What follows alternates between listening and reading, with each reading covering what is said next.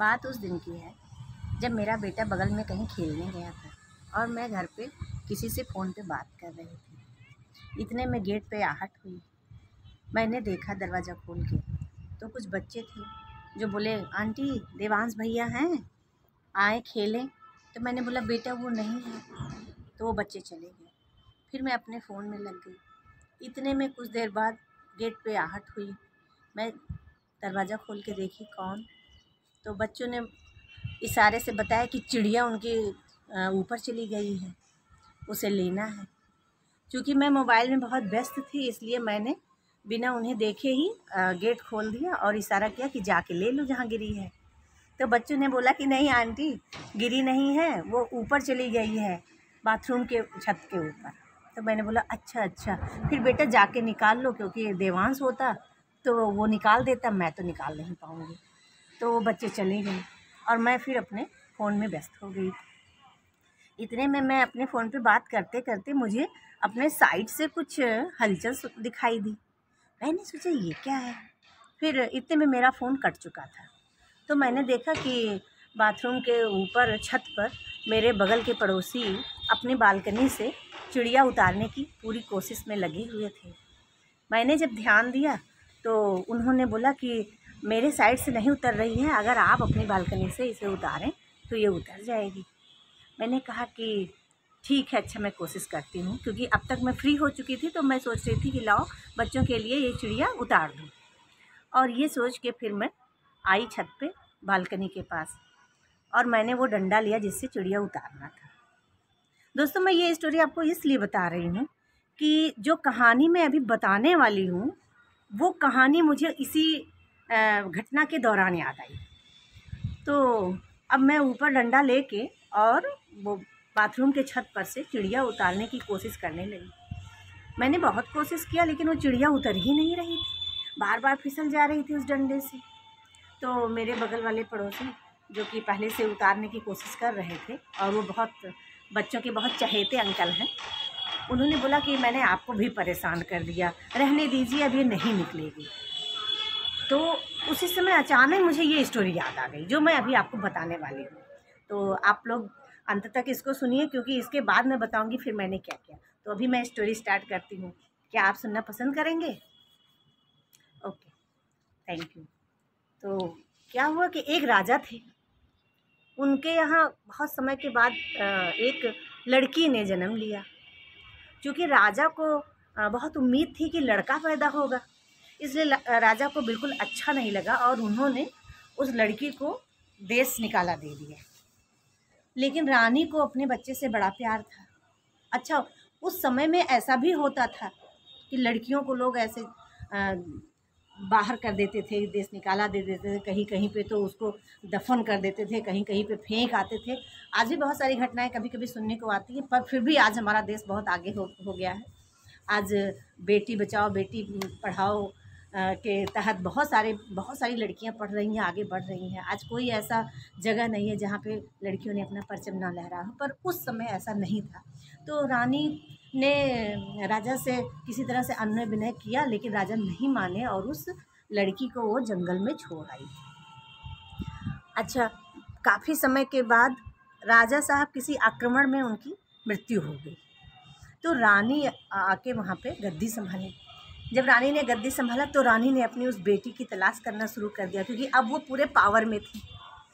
फिर रानी ने तलाशना शुरू कर दिया और इधर ये लड़की जंगल में एक रीछनी के पास रहने लगी। रीछनी अपने बच्चे के साथ साथ इसको भी देखती थी, केयर करती थी और ये उसी के सानिध्य में पल के बड़ी हो गई। जब मैंने इस स्टोरी को सुना था तो मुझे लगा कि अच्छा जैसे मोगली जंगल में पला था, ऐसे ही शायद ये लड़की भी पल गई होगी। तो फिर वो लड़की वहाँ पे उन रीछनी के बच्चों के साथ खेलने लगी और उनके साथ दौड़ने लगी और वो काफ़ी दौड़ना सीख गई।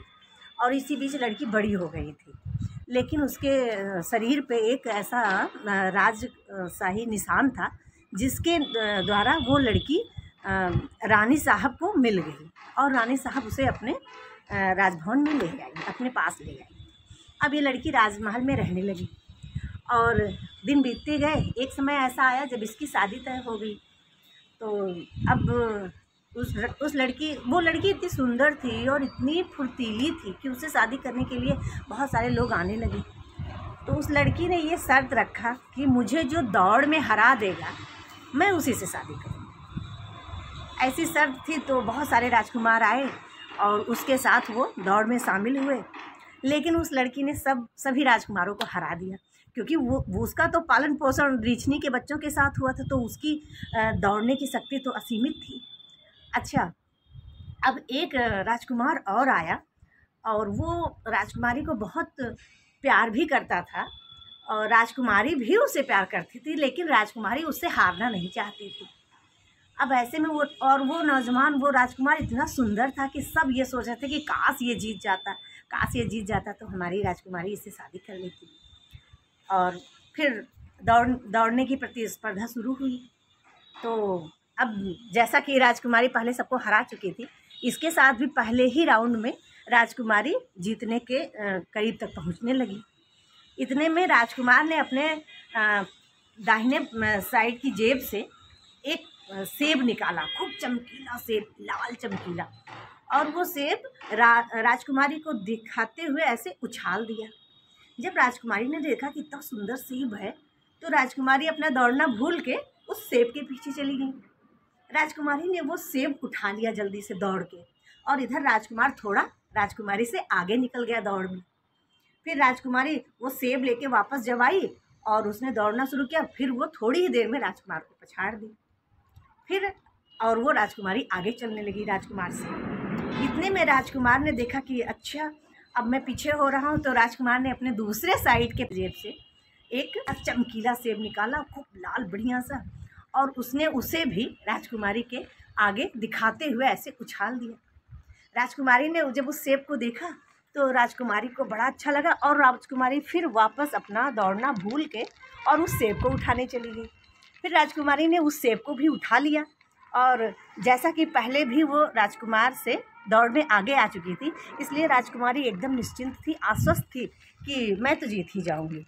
और राजकुमारी फिर आई और दौड़ने लगी, और थोड़ी ही देर में राजकुमार को उसने पीछे कर दिया। अब एकदम दौड़ के निर्णायक स्थल पर पहुंचने में थोड़ी ही दूरी बची रह गई थी, और राजकुमारी अब फिर आगे आ गई थी। राजकुमार ने इतने में पुनः एक तीसरा सेब निकाला अपने दाहिने पॉकेट से, और बहुत चमकीला लाल रंग का सेब, और उसने राजकुमारी को दिखाते हुए और काफ़ी दूर तक उछाल दिया।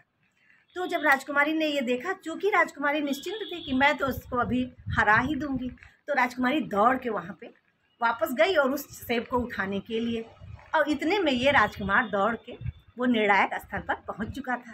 राजकुमारी जैसे सेब उठा के दौड़ी, और तब तक देख रही कि राजकुमार तो पहुँच चुका है, और सारे लोग खड़े हो गए, तालियां बजाने लगे, और राजकुमार दौड़ में जीत चुका था, और राजकुमार की शादी राजकुमारी से हो गई।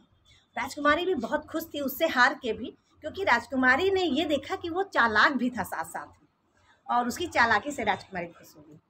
और जब मैं चिड़िया खोज रही थी, उसको निकालने की कोशिश कर रही थी, तो जब मेरी चिड़िया नहीं उतर रही थी, उसी समय मुझे ये स्टोरी अंदर ही अंदर याद आ गई।